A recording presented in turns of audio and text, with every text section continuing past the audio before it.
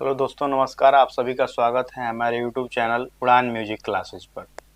तो जैसे हमने पिछले रोज क्लास किए थे, उसमें संगीतकारों की जीवनी से संबंधित जो टॉपिक है उस पर हमने चर्चा किया था। फिर हमने दो क्लास किया जिसमें संगीतकारों से संबंधित जो क्वेश्चन होता है एग्जाम व्यू में कैसे पूछता है, उन सब चीज़ों पर चर्चा किया। तो आइए हम बिना विलंब किए अब आगे क्वेश्चन पर बढ़ते हैं। हमने 2 दिनों में 80 क्वेश्चन, लगभग 40 क्वेश्चन हमने किया है। आज भी हम लोग कोशिश करेंगे कि अधिक से अधिक क्वेश्चन कर सकें। तो बिना विलंब किए हम अपने क्लास की ओर चलेंगे, और जिन्होंने भी हमारे चैनल को सब्सक्राइब नहीं किया है वो प्लीज़ सब्सक्राइब कर लेंगे और अपने हो सके तो अपने दोस्तों में शेयर करेंगे। आइए हम लोग जानते हैं, देखते हैं। तो हम लोगों ने पिछले 2 क्लासों में 80 क्वेश्चन किए हैं। अब आगे हम लोगों को 81 नंबर क्वेश्चन चालू करना है। तो पहला क्वेश्चन आपका 81 नंबर ये है कि मल्लिकार्जुन मंसूर को वर्ष 1992 में किस सम्मान से सम्मानित किया गया है।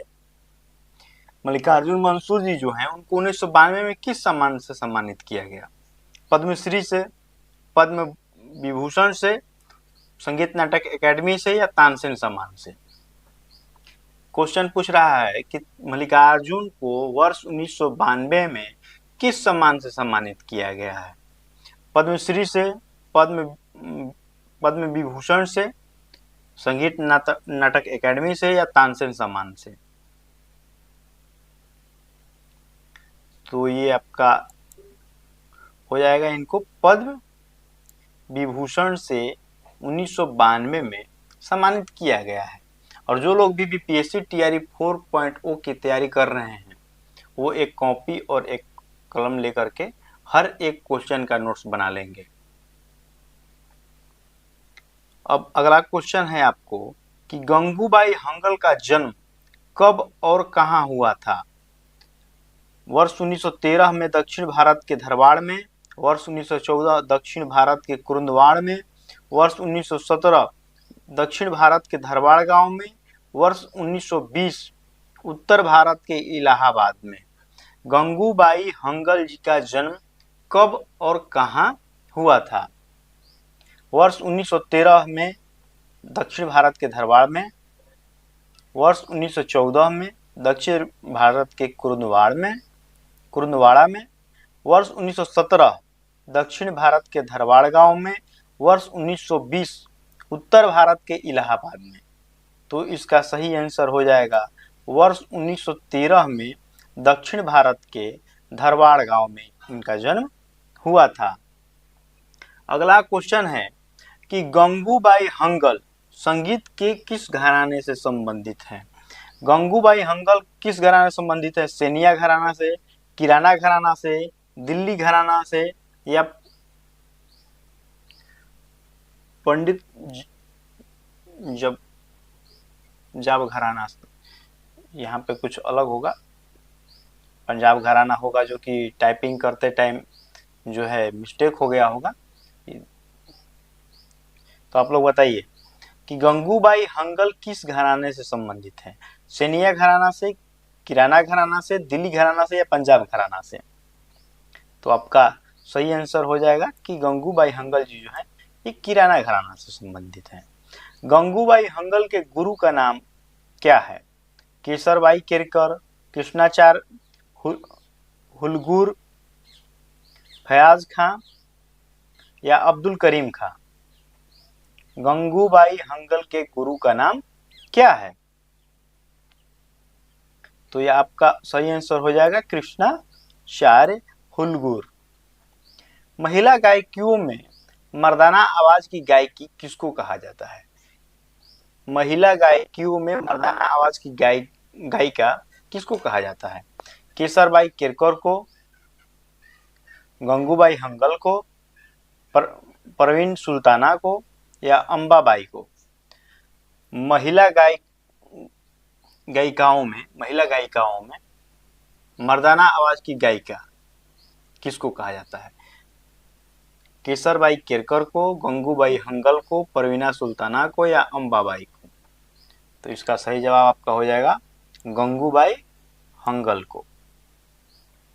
निम्नलिखित में से किन पुरस्कारों से गंगूबाई हंगल को सम्मानित किया गया है? पद्म भूषण से, पद्म विभूषण से, संगीत नाटक एकेडमी से या इन तीनों से? निम्नलिखित में से किन पुरस्कारों से गंगूबाई हंगल को सम्मानित किया गया? पद्म भूषण से, पद्म विभूषण से, संगीत नाटक एकेडमी से या कि तीनों से? तो इसका सही जवाब हो जाएगा कि तीनों से। ये सभी, इनको पद्म विभूषण भी मिला है, पद्म भूषण भी मिला है, संगीत नाटक एकेडमी भी मिला है। केसरबाई केरकर का जन्म स्थान है गोवा का केरी गांव, बंबई का भिलगांव, उत्तर प्रदेश का अजराना गांव, दक्षिण का कुर्दवाड़ा गांव। केसरबाई केरकर का जन्म स्थान क्या है? गोवा का केरी गांव है, बंबई का भिलगांव है, उत्तर प्रदेश का अजराना गांव है या दक्षिण भारत का कुर्दवाड़ा है? तो केसरबाई केरकर का जो गांव है गोवा का केरी गांव है। आइए अब अगले क्वेश्चन पे हम लोग ध्यान देंगे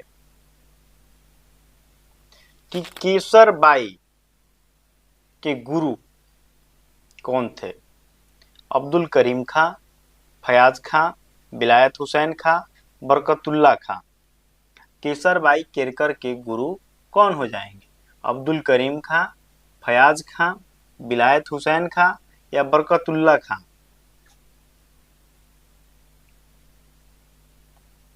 तो आपके केसरबाई केरकर के गुरु अब्दुल करीम खां जी हो जाएंगे।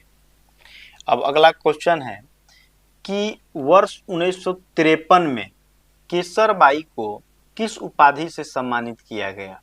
पद्म भूषण से, पद्म विभूषण से, संगीत नाटक एकेडमी से या सुरश्री से?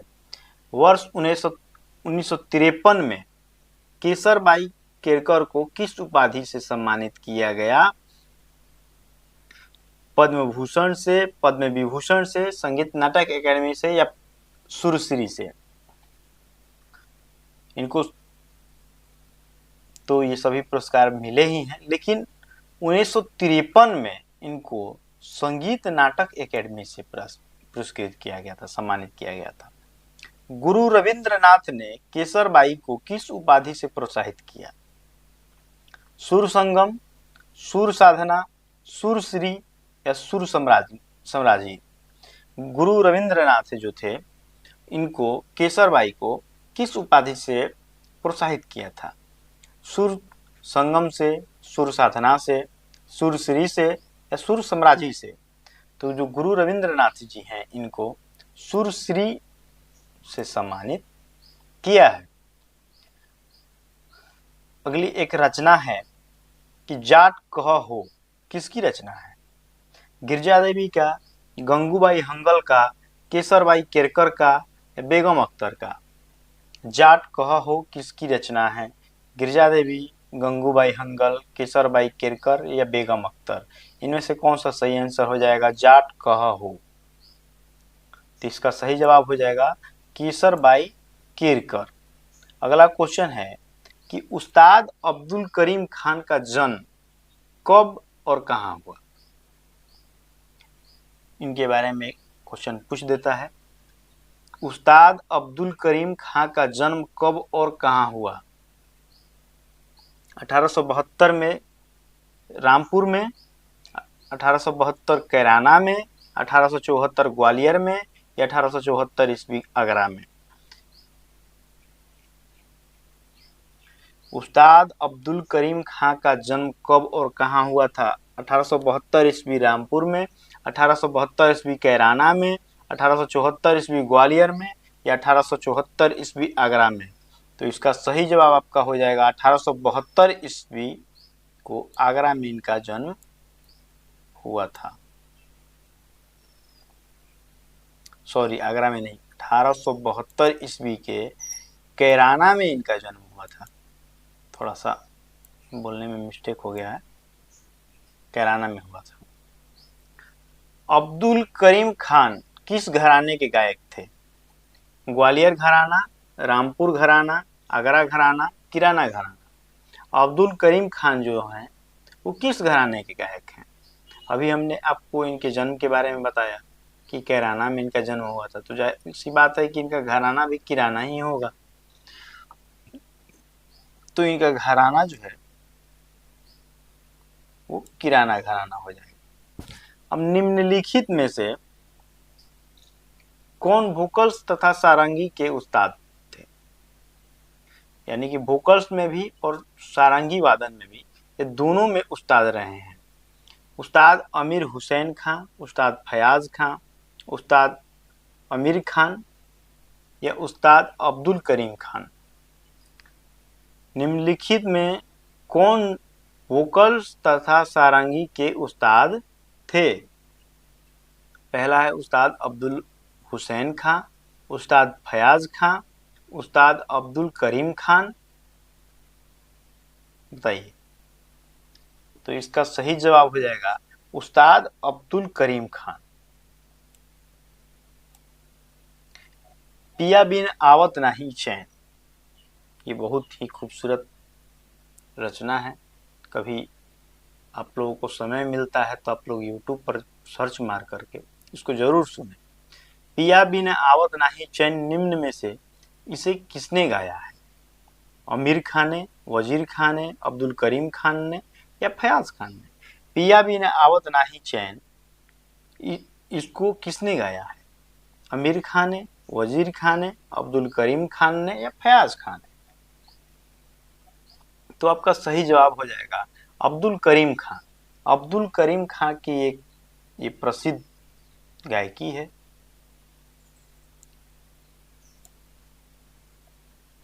हीराबाई बड़ौदकर का जन्म किस वर्ष हुआ था? 1901 में, 1905 में, 1906 में या 1910 में? हीराबाई बड़ौदकर का जन्म कब हुआ था? 1901 में, 1905 में, 1906 में या 1910 में? हीराबाई बड़ौदकर का जन्म कब हुआ था? वर्ष 1905 में इनका जन्म हुआ था।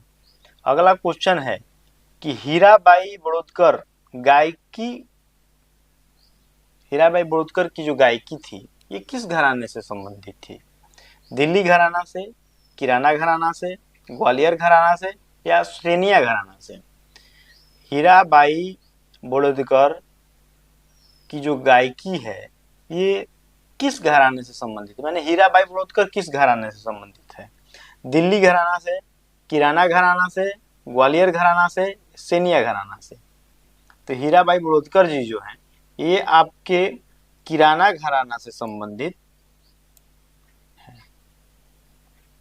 हीराबाई बड़ौदकर के गुरु का नाम क्या है? जगन्नाथ बुआ पुरोहित, नियामत खां, अब्दुल बहरे वाहिद खां, फयाज खां। हीराबाई बड़ौदकर के गुरु का नाम क्या है?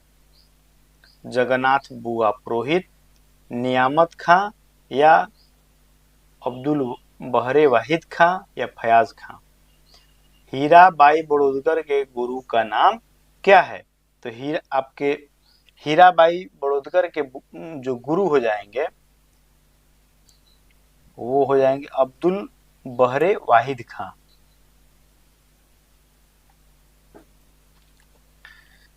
अब अगला क्वेश्चन है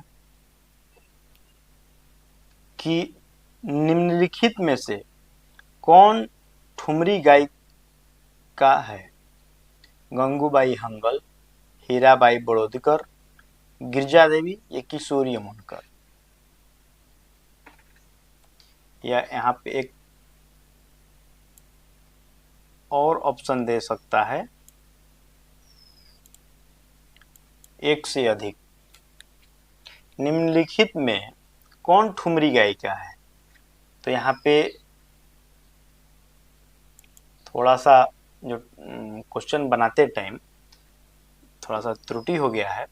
ये गिरजा देवी और हीराबाई बड़ौदकर ये दोनों जो है ठुमरी गायिका के रूप में प्रचलित है। अगला क्वेश्चन है कि नूतन संगीत विद्यालय के संस्थापक कौन है? किशोरी अमोनकर, हीराबाई बड़ौदकर, यहाँ पे भी दो बार हीराबाई बड़ौदकर और हीराबाई बड़ौदकर टाइप हो गया है, लेकिन अच्छा कोई नहीं, यह गिरजा देवी।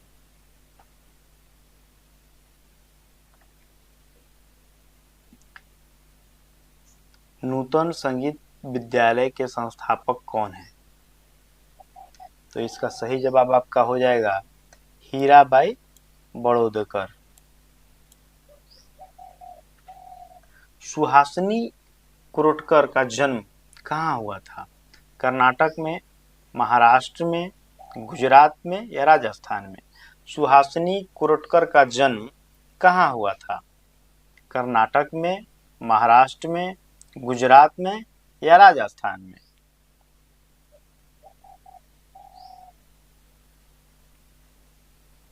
सुहासिनी कुरोटकर का जन्म कहाँ हुआ था? तो इसका सही जवाब हो जाएगा महाराष्ट्र में। सुहासिनी कुरोटकर के गुरु का नाम क्या है? अगला क्वेश्चन है, सुहासिनी कुरोटकर के बारे में हम लोगों ने नोट्स में नहीं पढ़ा है, तो कोई बात नहीं, हम पहले ही आपको बताए हैं कि जो लोग नोट्स के माध्यम से छूट जाते हैं और हमको लगेगा कि ये नाम आपको जानना चाहिए, जानकारी में रहना चाहिए, वो हम क्वेश्चन के माध्यम से करा देंगे। तो सुहासिनी कुरोटकर कोई बहुत बड़ा मतलब क्वेश्चन के दृष्टि से नहीं था, इसलिए हम लोग जो है नोट्स में नहीं किए हैं, लेकिन बाद में हमको लगा कि नहीं, क्या थोड़ा सा क्या दिक्कत है, तो अधिक जान लेंगे। तो हमने थोड़ा इनसे संबंधित देखा, किसी प्रश्न में क्वेश्चन आया हुआ है, तो हमने 2-4 क्वेश्चन इनके बारे में बना दिया है। तो सुहासिनी कुरोटकर के गुरु का नाम क्या है? नियामत खां, त्र्यंबक राव, जगन्नाथ बुआ या विष्णु दिगंबर पलुस्कर? सुहासिनी कुरोटकर के गुरु का नाम क्या है?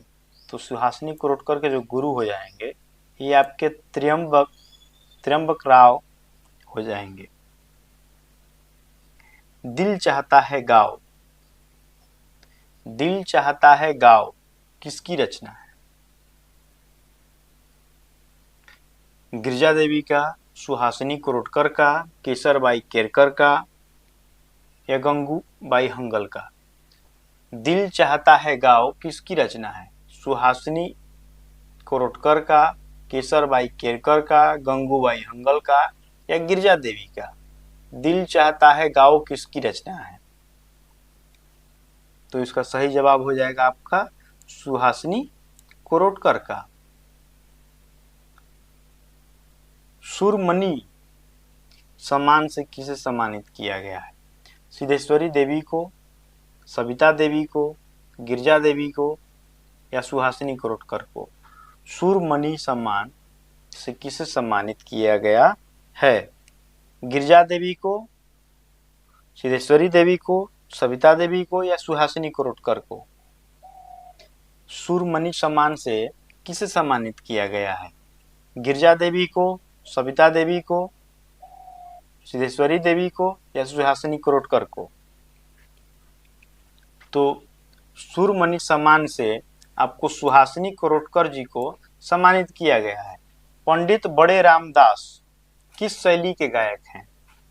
ठुमरी शैली के, ख्याल शैली के, तराना शैली के या कजरी शैली के?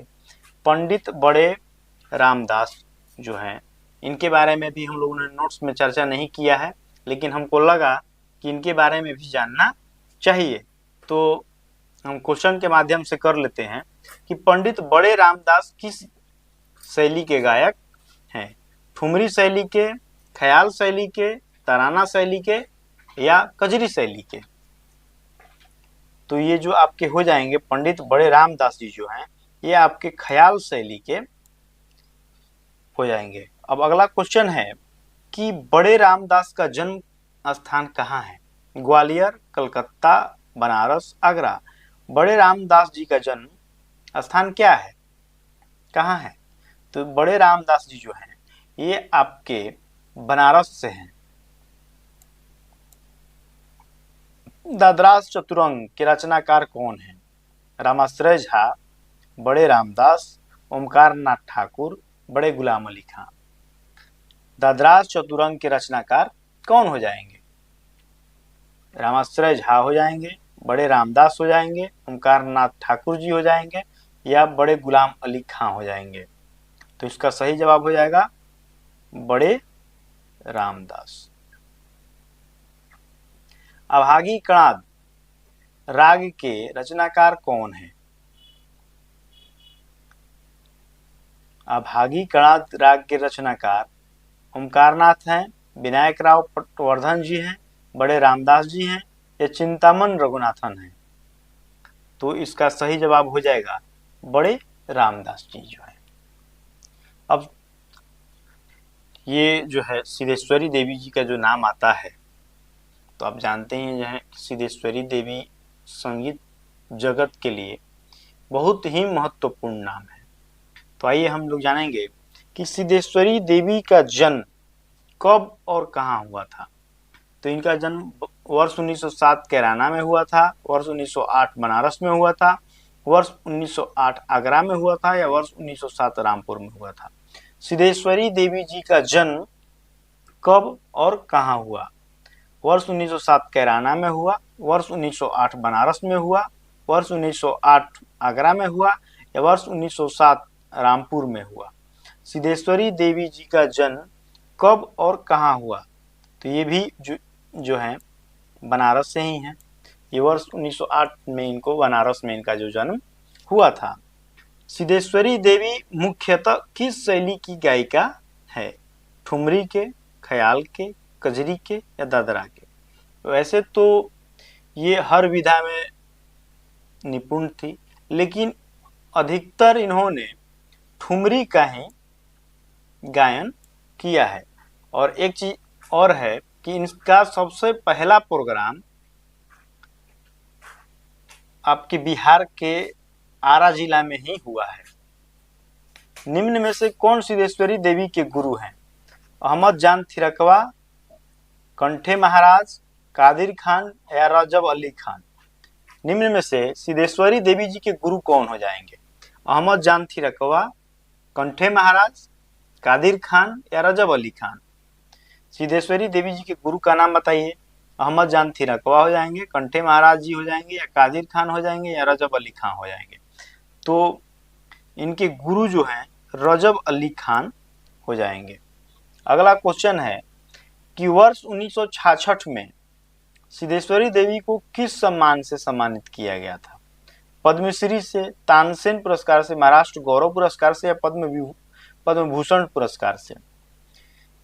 वर्ष 1966 में सिद्धेश्वरी देवी को किस सम्मान से सम्मानित किया गया था? तो वर्ष 1966 में इनको पद्मश्री से सम्मानित किया गया था। अब बेगम अख्तर के बारे में हम लोग जानेंगे कि बेगम अख्तर जी जो हैं, तो बेगम अख्तर के बचपन का नाम क्या था? अजरी बाई फैजाबादी, अख्तरी बाई फैजाबादी, शाहबानो फैजाबादी, या रजमा बाई फैजाबादी। बेगम अख्तर के बचपन का नाम क्या था? तो बेगम अख्तर जी के बचपन का नाम अख्तरी बाई फैजाबादी था। बेगम अख्तर के गुरु का नाम क्या है? अल्लाह दिया खां, अता मोहम्मद खान, अली अकबर खां, या अलाउद्दीन खां। बेगम अख्तर जी के गुरु कौन हो जाएंगे? अल्लाह दिया खां हो जाएंगे, अता मोहम्मद खां हो जाएंगे, अली अकबर खां हो जाएंगे, या अलाउद्दीन खां हो जाएंगे। बेगम अख्तर के गुरु का नाम जो है ये अता मोहम्मद खान हो जाएंगे। मलिकाए गजल किससे कहा जाता है? गिरजा देवी को, सिद्धेश्वरी देवी को, बेगम अख्तर को, या सितारा देवी को? मलिकाए गजल किसे कहा जाता है? गिरजा देवी को, सिद्धेश्वरी देवी को, बेगम अख्तर को या सितारा देवी को? तो ये जो मलिकाए गजल बेगम अख्तर जी को कहा जाता है। तो ये जो आज का क्वेश्चन का सिलसिला है हम लोग यहीं पर समाप्त करते हैं, और अगले क्वेश्चन में अब ज़्यादा क्वेश्चन नोट्स जितना हम पढ़ाए हैं उसके हिसाब से ज़्यादा क्वेश्चन नहीं बचा है, 30-35 क्वेश्चन बचा है, तो वो अगले क्लास में हम लोग ख़त्म कर देंगे। तो इसी के साथ यहाँ ये जो क्लास है यहीं पर हम लोग ख़त्म करते हैं, और जिन लोगों ने भी अभी तक हमारे चैनल को सब्सक्राइब नहीं किया है वो प्लीज़ सब्सक्राइब कर लेंगे, हो सके तो अपने दोस्तों में शेयर करें। और एक बात हम आपको और बता दे रहे हैं कि कुछ लोग कहते हैं कि सर आप रोज़ क्लास नहीं लेते हैं, तो मैं आपको बता दे रहा हूँ कि मैं जितना करा रहा हूँ अगर आप उतना याद कर लेते हैं तो मेरा यकीन मानिए कि इससे अलग क्वेश्चन कुछ नहीं पूछेगा, इतना ही क्वेश्चन आएगा। तो चलिए, हाँ, आप एक काम करिए, नोट्स जरूर बनाइए, कम से कम क्वेश्चन का नहीं लेकिन जो नोट्स का क्लास है, जो हम थ्योरी पढ़ा रहे हैं उसका क्लास तो कम से कम आप नोट्स में जरूर लिखिए अपने। चलिए ठीक है, राधे राधे, जय श्री कृष्णा। आज का क्लास हम लोग यहीं पर समाप्त करते हैं।